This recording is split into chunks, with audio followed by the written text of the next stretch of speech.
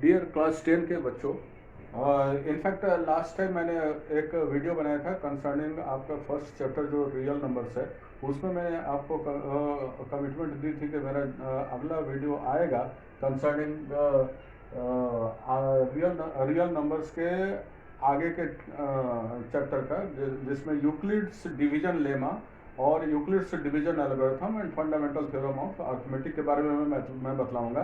तो आज का सॉरी, ये कुछ लेट हो गया है ये वीडियो बनाने में। I am extremely sorry for that.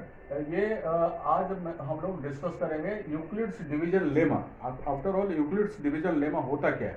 It is मैंने यहाँ लिखा हुआ है, इट इज द री statement of A proven statement. Already एक स्टेटमेंट दिया हुआ रहता है, प्रोवेन स्टेटमेंट होता है, इसका मतलब हुआ जिसके बेसिस पे उसको रीस्टेट करते हैं, उसको उस स्टेटमेंट को, वो जो प्रोवेन स्टेटमेंट है उसको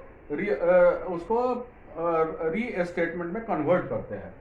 फॉर एग्जाम्पल, हम लोग बहुत पहले से क्लास 3 से ही जानते हैं कि ये एक डिविडेंड होता है। डिविडेंड को डिवाइडर से डिवाइड करेंगे और उस कुछ रिमाइंडर बचेगा, कुछ कोसेंट बनेगा।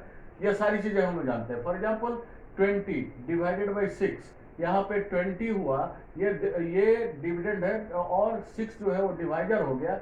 इनफैक्ट तो जब ये डिवाइड करेंगे तो 6 3 जा 18 और रिमाइंडर आपका 2 बच जा रहा है, 3 कोसेंट बच जा रहा है, बराबर। तो ये it can be cross check, ये जो बचपन से ही हमारे टीचर्स जो है ये सिखलाते ही रहे हैं कि ये 20 ये हमारा डिवीजन सही है कि नहीं, उसके लिए क्या करें कि जो डिवाइजर है उसको कोसेंट से मल्टीप्लाई कर दे और रिमाइंडर को जोड़ दे तो हमारा डिविडेंड निकल जाएगा। तो let us check it. 20 is equal to, अगर 20 आना चाहिए, 6 में 3 से मल्टीप्लाई किया 18 हुआ, प्लस 2 जोड़ दे तो ये हमारा 20 आ जा रहा है। ओके, तो सेकेंडली यहाँ पर हम लोगों ने क्या देखा, डिविडेंड हमारा क्या है, 20 है, और डिवाइजर क्या है, वो 6 है, 3 कोसेंट हो रहा है, 2 रिमाइंडर हो रहा है। यानी कि हम लोग देख रहे हैं कि इस एग्जांपल से कि dividend is equal to divisor into quotient plus remainder, ये हमारा फॉर्मूला निकल रहा है। तो ये और ये क्रॉस चेक करने पर सही पाया गया। दूसरा एग्जांपल एक और हम लोग देखें, 24 डिवाइडेड बाई 6। तो ये 6 4 जा 24, 24 पूरी तरह से कैंसिल हो जा रहा है और रिमाइंडर 0 बच जा रहा है।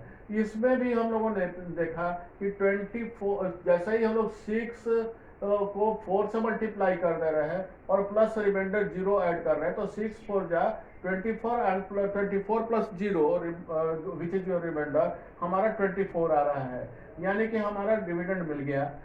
तो इससे भी हमारा ये फार्मूला सिद्ध हो रहा है कि dividend is equal to divisor into quotient plus remainder. So it can be represented, अगर मान लीजिए कि इन जनरल वे अगर हम लोग देखें तो अगर ए को डिविडेंड मान ले, बी को डिवाइजर मान ले, क्यू को कोसेंट मान ले, आर को रिमाइंडर मान ले, और जहां पे ए बी क्यू आर जो है वो पॉजिटिव इंटीजर्स हो रहा है। नंबर लाइन में हम लोगों ने डिस्कस किया हुआ है इंटीजर्स के बारे में कि किस साइड में वो जीरो के राइट साइड में अगर जाएगा तो वो हमारा वो पॉजिटिव इंटीजर्स होगा, निगेटिव साइड में जाएगा तो वो यानी कि निगेटिव साइड कौन सा होगा, जो लेफ्ट साइड में जाएगा, लेफ्ट साइड में जाएगा तो वो निगेटिव इंटीजर्स होगा।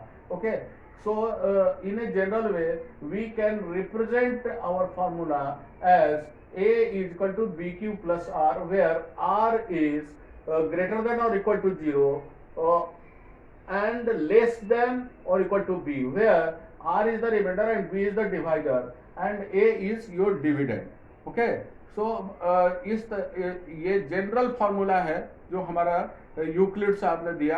ये और ये हमारा जाना जाता है यूक्लिड्स डिवीजन लेमा के नाम से।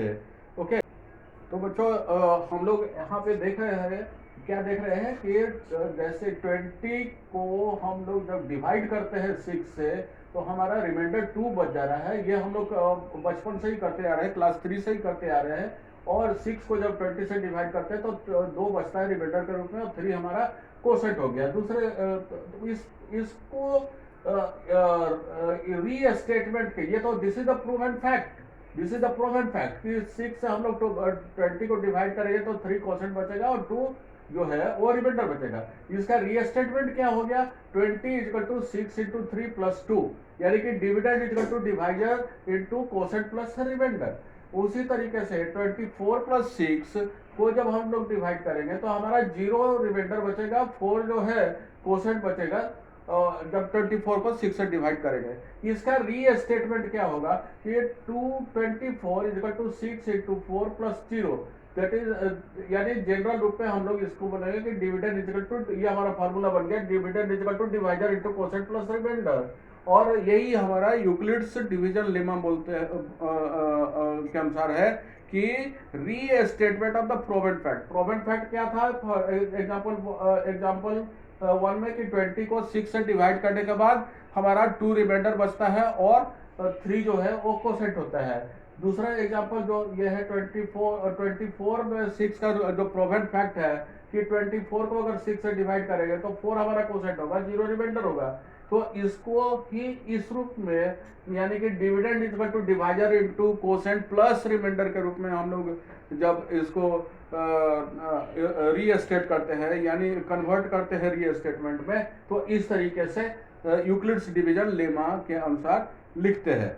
ओके, तो ये और ये जनरल हमारा फार्मूला भी हो गया उसी तरीके से कि अगर ए हमारा डिविडेंड है, बी हमारा डिवाइजर है, क्यू क्वोशंट है, आर रिमाइंडर है, तो हमारा क्या होगा।